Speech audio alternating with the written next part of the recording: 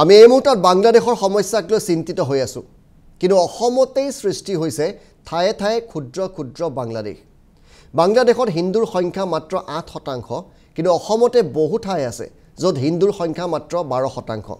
উজনি অসমৰ জিলা কেইখনক বাদ দি অসমত হিন্দু এতিয়া সংকটত কেৱল চৰকাৰ আৰু আইনৰ ভয়তে কোনোমতে বাছি আছে অসমৰ হিন্দুসকল এটাৰ পিছত এটাকৈ এনেদৰে আজি বিস্ফোৰণ ঘটালে অসমৰ মুখ্যমন্ত্ৰী হিমন্ত বিশ্ব শৰ্মাই অসম এতিয়া অস্তিত্বৰ সংকটত পৰিছে অসমৰ বহু জিলা ক্ষুদ্ৰ ক্ষুদ্ৰ বাংলাদেশলৈ ৰূপান্তৰিত হৈছে এই চাঞ্চল্যকৰ ভাষ্য অসমৰ মুখ্যমন্ত্ৰী ডক্টৰ হিমন্ত বিশ্ব শৰ্মাৰ চুবুৰীয়া বাংলাদেশ এতিয়া অস্থিৰ আৰু ইয়াৰ পিছতে এতিয়া তাত হিন্দু সংকটত বুলি ক'লে হিমন্ত বিশ্ব শৰ্মাই বাংলাদেশত হিন্দুৰ সংখ্যা মাত্ৰ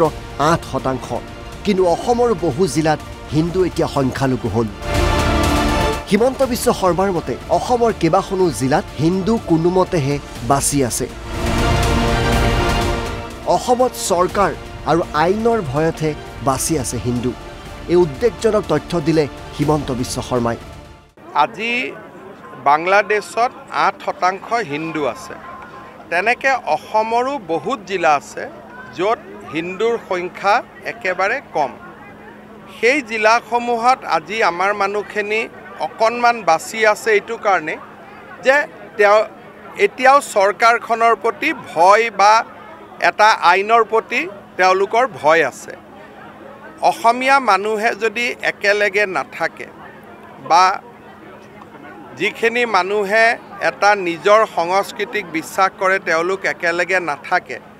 তেতিয়ালে অসমৰো পৰিৱেশ আমি কিমান দিন ধৰি ৰাখিব পাৰিম হি আমাৰ বাবে চিন্তাৰ বিষয় সেই কাৰণে মই সকলোকে আহ্বান জনাইছো যে যাতে আমাৰ ল'ৰা ছোৱালীক আমি সত্ৰ সংস্কৃতিৰ প্ৰতি এটা নিষ্ঠাবান যুৱক হিচাপে গঢ়ি তুলিব পাৰো আৰু বিপদৰ সময়টো যাতে জাতিটোৱে একতাৰ মাজত থাকিব পাৰে বাংলাদেশত যিদৰে হিন্দুৰ সংখ্যা কমি কমি আহিছে অসমৰো বহু জিলাত একেদৰে হিন্দুৰ সংখ্যা কমি গৈছে বাংলাদেশত 35%ৰ পৰা 8% হ'ল হিন্দুৰ সংখ্যা অসমৰ ধুবুৰী বৰপেটাটো 12% পালেহি হিন্দুৰ জনসংখ্যা বাংলাদেশত যেনেদৰে 35ৰ পৰা 8% হ'ল অসমৰ বহু জিলাতো 12%লৈ কমিল হিন্দু আৰু অসমত গঠন হৈছে একোখন ক্ষুদ্ৰ বাংলাদেশ চুবুৰীয়া বাংলাদেশত দেখিছে য'ত 35% হিন্দু মানুহ আছিল আজি তাত হিন্দু মানুহৰ সংখ্যা 8%ত পৰিণত হৈছে হিন্দুৰ মঠ মন্দিৰ আজি নিৰ্মমভাৱে ভাঙি পেলোৱা হৈছে যদি আমি অসমৰ বৰপেটা ধুবুৰী জিলাত কল্পনা কৰোঁ ধুবুৰী জিলাত আজি আমি 12% হিন্দু মানুহ আছো যেনেকে বাংলাদেশখনত 8% আছো ধুবুৰীত আমি 12% হিন্দু মানুহ আছো বৰপেটা আদি জিলাত 30% আমি হিন্দু মানুহ আছো মৰিগাঁৱত আমি 35% হিন্দু মানুহ আছো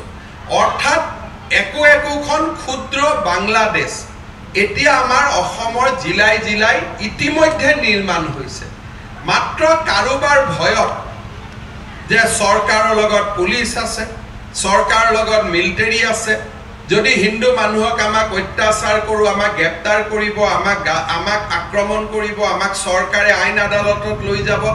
কিবা এটা ভয়ত তেওঁলোক থিয় হৈ আছে হিমন্ত বিশ্ব শৰ্মাই স্পষ্ট কৰি দিলে যিদিনাই চৰকাৰৰ প্ৰতি ভয় নাইকিয়া হ'ব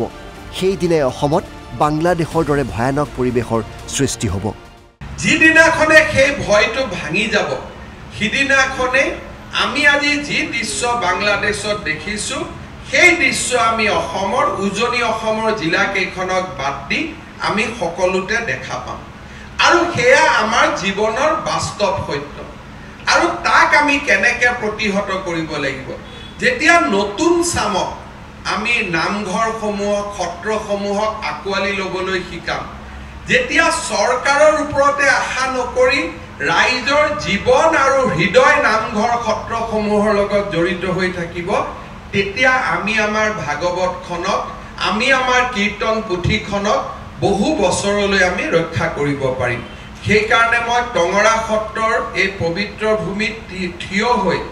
অসমীয়া লোকসকলক সত্ৰসমূহৰ প্ৰতি যোনে যেনেকৈ যাৰ আৰ্থিক সম্বল আছে তেওঁলোকে যাতে সত্ৰসমূহক সহায় কৰে,